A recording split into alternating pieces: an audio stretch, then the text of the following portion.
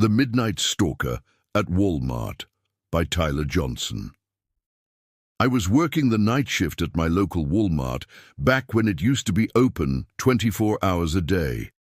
There would normally be less than 10 customers throughout my shift, but I wouldn't get to sit around and do nothing though. They wanted me to work on stock when I wasn't helping a customer. It was a bigger Walmart, so oftentimes there may have been one other person in the building, whether it be someone working on stock or someone cleaning. This night, I was the only one working. I was working stock in the cereal aisle when I heard something fall over on the other side of the shelf, in the next aisle over. I would always hear the door to the store sliding open. It was the loudest thing ever, so it kind of caught me off guard that there might have been a customer in the building.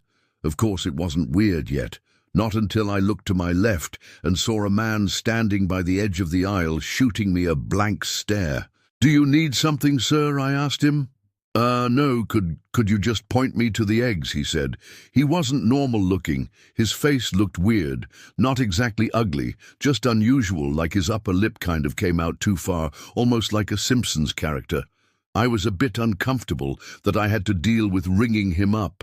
I hurried to finish the cereal aisle, and when I was done, I began to bring the U-boat cart to the back room. I was stopped halfway when the same guy cut me off through the middle section of the aisle. I want to note this guy was probably in his mid-30s, and at the time I was only 22, though I looked much younger. The guy stopped me and started trying to make awkward small talk. He started by asking me my name, how old I was, if and where I went to school, and why I was doing the night shift. His questions started to get weirder when he asked me if I went to parties a lot and if I had a girlfriend. I told him I didn't, and then he asked me if I've ever had a boyfriend while putting his hand on my shoulder. I immediately started walking away with the cart, but he followed me. I told him I wasn't into whatever he was thinking about. I went faster and faster until I finally made it to the back storage room.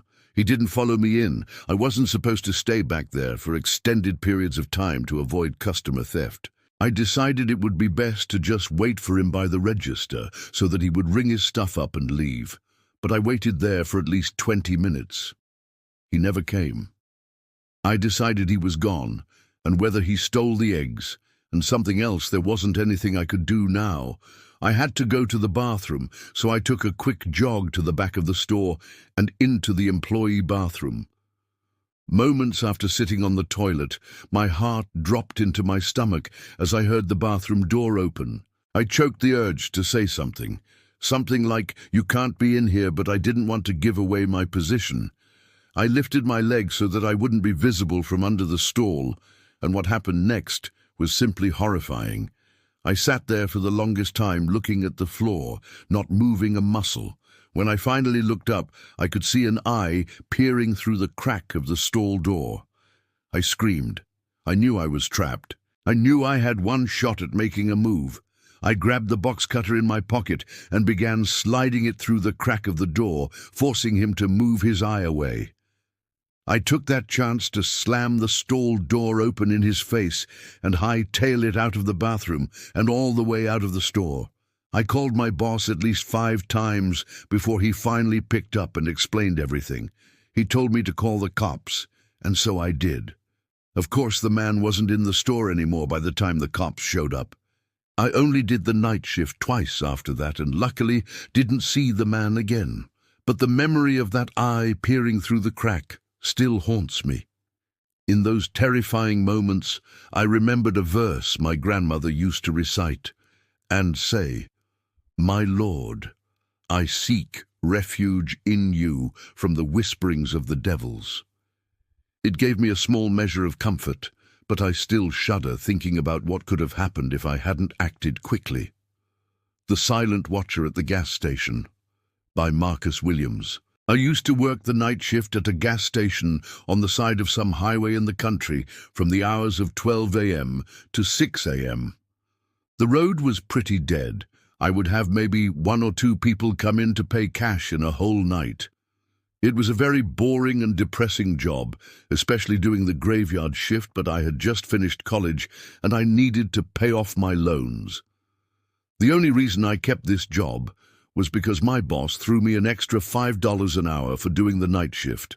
On this one cold December night, I was doing my usual thing, reading the newspaper, playing games on my phone and whatnot, when I noticed the headlights of a car pulling off the highway into the parking lot. It was a red pickup truck. Somebody stepped out and shut the door.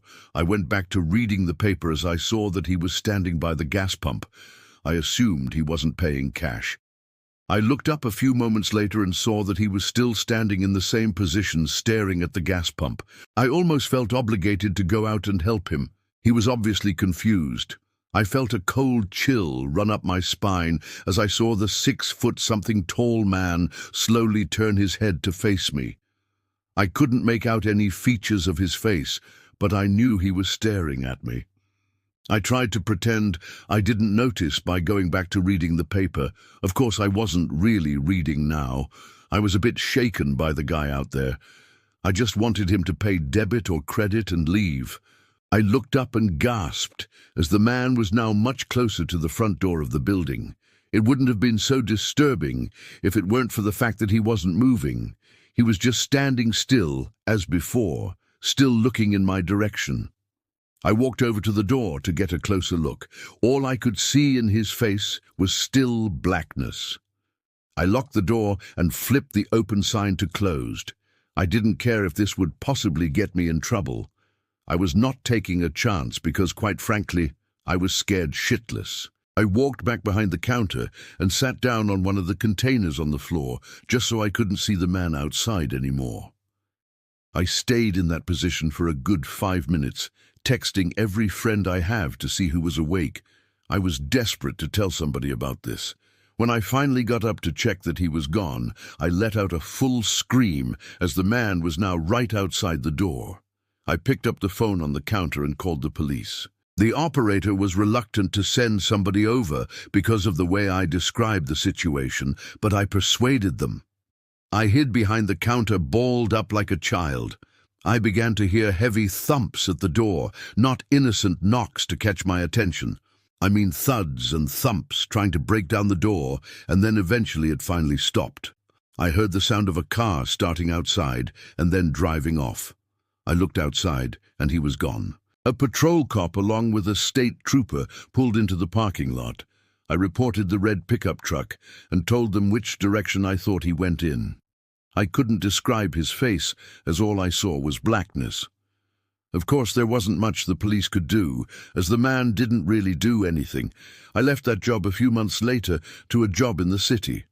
But I'll never forget the terror of that night or the feeling of being watched by something I couldn't quite see. In the days after I found myself reciting a prayer I learned as a child, "Say, I seek refuge with the Lord of the daybreak from the evil of what he has created." It brought me some peace, but I still wonder what that silent watcher really wanted, and why he chose my lonely gas station that night. Some questions are better left unanswered, I suppose. The Basement Visitor by Jason Mitchell. It was 2 years ago. I was called in to do the night shift 10 p.m. to 4 a.m. at 7-Eleven since somebody called out. The store was located on a busy road in a rather quiet and rural area. During the night shift, you could expect anywhere from 10 to 20 people come in to buy a beer or something else. This one particular night, there was this one guy, mid-20s, that came in. He started making weird noises, like loud yelling noises. I assumed he had some kind of mental disability. In fact, my brother has a mental disability, so I immediately felt sympathy for the guy. He walked up to the counter without any items, with his head facing me, but his eyes were looking up at the ceiling. I felt uncomfortable. I honestly didn't know how to deal with it. I tried speaking with him, but he only responded in loud noises. I kept checking if he was with someone outside, but he was alone. There weren't any cars in the parking lot, so I assumed he walked. He stood there for so long, looking up at the ceiling and making noises, that I tried to get him out by handing him a bag of chips and telling him he can go. I tried finding some kind of number to call for someone to help him.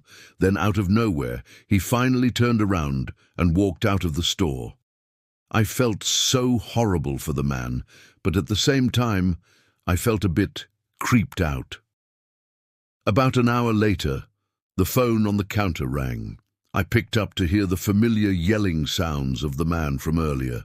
It caught me off guard. I didn't know what to think other than this has to be some kind of prank. I hung up on them and was now becoming paranoid of my surroundings, constantly checking the outside through the windows. Come 4 hours. The person working after me came in, finally allowing for me to go home. It wasn't my problem anymore. I got home and threw all my stuff on the table ready to get to sleep, but my phone rang within a minute after entering the door. I felt a chill run down my spine. Why would someone be calling at 4 a.m.? I could only imagine it was bad news. I braced myself and picked up the phone to hear the man again. I felt sick to my stomach as I listened to the loud noises he made. The guttural sounds seemed to reverberate through my entire body, making my skin crawl. I struggled to slam the phone to the receiver. All night I felt like I was being watched, even with all the blinds shut, and I could swear I heard strange noises coming from all over my house. I refused to get any sleep until the sun came up. The darkness felt oppressive, like it was closing in around me. Every creak of the house made me jump. I found myself reciting a prayer my grandmother taught me as a child. Say, I seek refuge with the Lord of the daybreak from the evil of what he has created.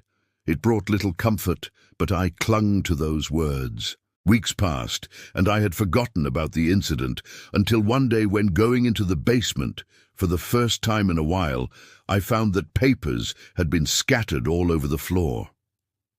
My heart started racing as I surveyed the chaos. When I went into the basement closet, I found writing on the walls. 7-Eleven had been written in Sharpie on the wall, along with the address to the 7-Eleven I worked at, and my house address. The most disturbing part, I also found various kitchen knives, along with a large pocket knife sitting in the closet. The glint of the blades in the dim light made my blood run cold. What started out as seemingly just an innocent person turning into something of a prank ultimately turned into something much more horrifying.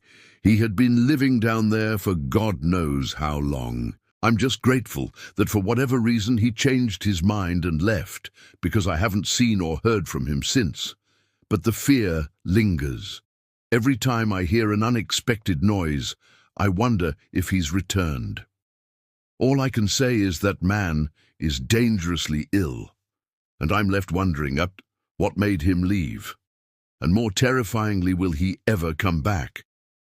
The Van in the Crops, by Officer Elena Roman. I've worked in the K9 unit for 9 years, and I worked my fair share of graveyard shifts. I've definitely come across weird things at night, but I'll never forget this one night. I worked with my dog Sammy, a German Shepherd. She was 2 years old at the time and was still kind of new to the job, just like me. I was driving down a road surrounded by crops when I spotted a suspicious-looking white van parked inside the crops. Both doors were open. I flashed my lights to try and draw out whoever was there. Nobody came out, so I parked and scanned the place out quickly. Nobody was in sight, so I took Sammy with me to track down the driver of the van. Sammy started going crazy when we reached the trunk of the van. She was pulling so hard, she almost broke off the leash. I opened the trunk to the van, and a blast of foul air hit me in the face. The stench was overwhelming, a sickening mix of decay and chemicals that made my eyes water. I almost passed out from the mix of the horrible smell and the pure shock of what I saw in the trunk. I counted 7 full body bags each, with a pair of feet sticking out at the bottom. My stomach lurched at the sight. I requested immediate backup with my radio. I heard the sound of a twig snapping nearby, and Sammy just lost it. I lost grip of the leash and she took off into the crops. I pulled out my gun and followed the sounds of her barking. As each and every crop hit me in the face, I felt as if something would reach out and grab me. The rustling stalks all around made it impossible to pinpoint any one sound. I stopped when I could no longer hear Sammy's barking, but as I stopped, the sounds of movement did not. I realized I heard movement in all directions. I had never experienced such fear in my life. I stood still as the movement around me stopped, and then out of nowhere I felt two arms wrap around my throat. I couldn't breathe. I couldn't fight. I was going to die, and then I heard the sound of Sammy's bark, followed by the scream of the man choking me as Sammy bit down on his leg. The next thing I did is something that I still question if it was appropriate doing to this day. I turned around and pulled the trigger, killing the man. The gunshot was deafening in the stillness of the night. I grabbed Sammy by the leash and ran all the way back to the car. I could tell people were following us from behind. Their footsteps seemed to be closing in with every second. I managed to make it to the car safely and drive a quarter-mile down the road. I didn't stop to see which way they went. I didn't hold my ground. I fled like a coward. I cared much more about our lives than I did this job, and I'll still say that today, but it still pains me knowing how much of a coward I was. Backup arrived shortly, but the van was gone. I even failed to get the plate number on dash cam video, or even just writing it down. This was within my first few months on the force, but it made me feel like absolute failure for months to come. I, someone who was sworn to protect, let a van full of killers get away. The guilt ate away at me. I couldn't sleep without seeing those body bags every time I closed my eyes. I found myself constantly looking over my shoulder, afraid they'd come back for me. In my darkest moments, I remembered a verse from the Quran. And whoever puts all his trust in Allah, he will be enough for him. I clung to that, hoping it would give me the strength to face whatever came next. But the questions haunted me. Who were those people in the bags? How many more victims were out there? And most chillingly, would the killers ever be caught? Or were they still out there waiting for their next victim? The uncertainty was almost worse than the terror of that night, and I'm left wondering, did I make the right choice? Or did my fear condemn others to a terrible fate?